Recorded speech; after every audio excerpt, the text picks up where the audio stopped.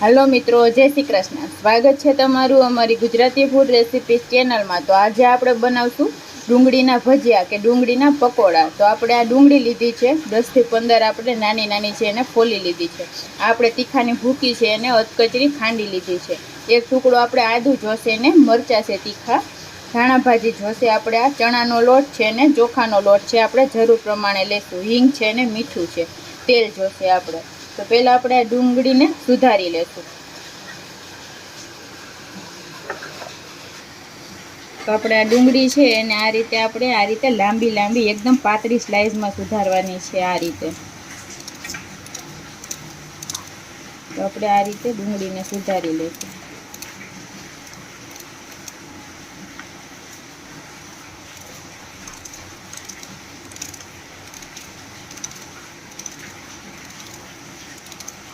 तो આપણે આ રીતે બધી ડુંગળીને સુધારી લઈએ। તો આપણે બધી ડુંગળીને આ રીતે સુધારીને તૈયાર કરી લીધી છે। તો આપણે આ તેલ ગરમ કરવા રાખી દીધું છે। હવે આપણે આ બધા મસાલા કરશું આપણે આ ડુંગળીમાં। તો આપણે આ બધા મરચાં છે એ આપણે એડ કરી દઈશું અને આપણે એક આદુનો ટુકડો લીધો છે એને આપણે છીણી લેશું।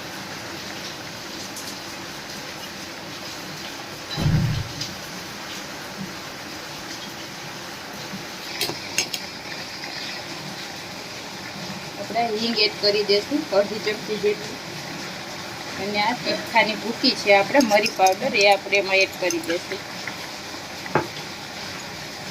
સ્વાદ પ્રમાણે આપણે મીઠું એડ કરી દેશું। આપણે આ ધાણા છે એ એડ કરી દેશું।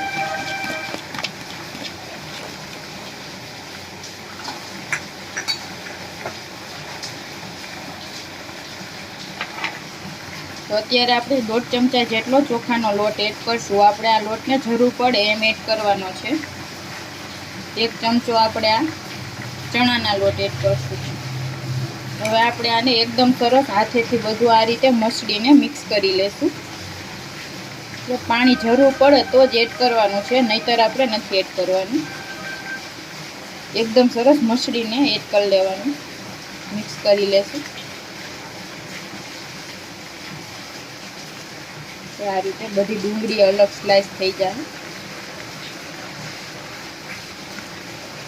તો આપણે આ પકોડાનું બેટર એકદમ સરસ તૈયાર કરી લીધું છે। આપણે આ રીતનું જાય એકદમ આપણે ડુંગળીમાં લોટ કોટ થઈ જવો જોઈએ। આપણે આમાં 2 ચમચા ચોખાનો અને 2 ચમચા ચણાનો લોટનો ઉપયોગ કર્યો છે અને આપણે 2 ચમચી જેટલું પાણી એડ કર્યું હતું।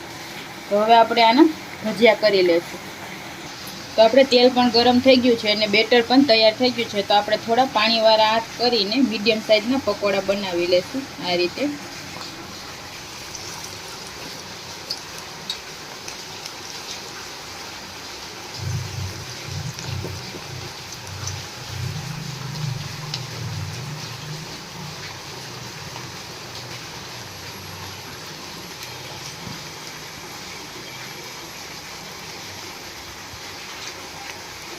मीडियम साइज ना पकोड़ा एकदम सरस बनावी लेशुं।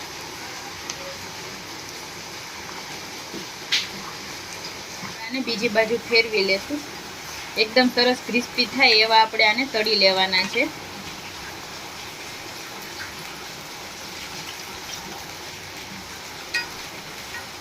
एकदम आपणे गोल्डन ब्राउन थावा देशुं।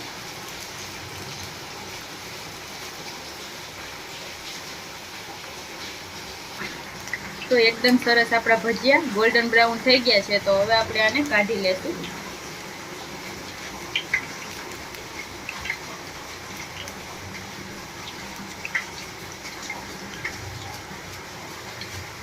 एक डिश में काढी लेशुं